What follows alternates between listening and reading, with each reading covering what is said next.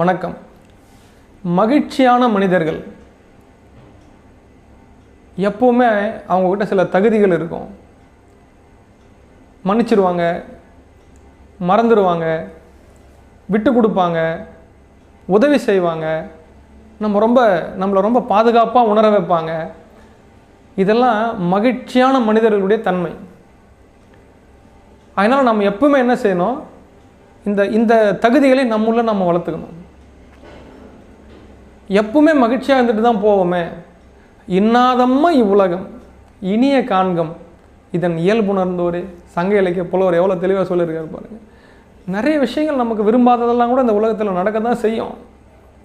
ஆனால் மகிழ்ச்சியாக இருப்பவன், அறிவாளிகள், நேச்சரை உணர்ந்தவன், இயல்பை உணர்ந்தவன் என்ன செய்கிறான், இதில் இருக்கிற இன்பமான விஷயங்களை மட்டும் அனுபவிச்சுட்டு சந்தோஷப்பட்டுக்கிட்டே இருக்கான், உதவி பண்ணிக்கிட்டே இருக்கான், மன்னிச்சுட்டே இருக்கான், மறந்துக்கிட்டே இருக்கான், ஆனந்தமாக இருக்கான், குதூகலமாக இருக்கான், மகிழ்ச்சியாக இருக்கான்.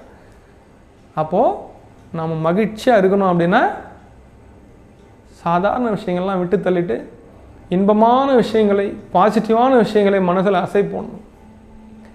நாம் மகிழ்ச்சியாக இருக்கணும் முடிவு பண்ணிட்டா யாரும் நம்ம மகிழ்ச்சியை கெடுத்துட முடியாது. Happiness is a mind set. சந்தோஷம் அப்படின்றது ஒரு மன அமைப்பு. சந்தோஷம் அப்படின்றது நம்முடைய முடிவு. சந்தோஷம் அப்படின்றது நம்முடைய வாழ்க்கை.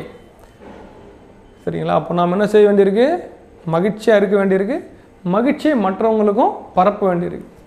சந்தோஷமாக இருப்போம், மகிழ்ச்சியாக இருப்போம், ஆனந்தமாக இருப்போம், குதூகலமாக இருப்போம்.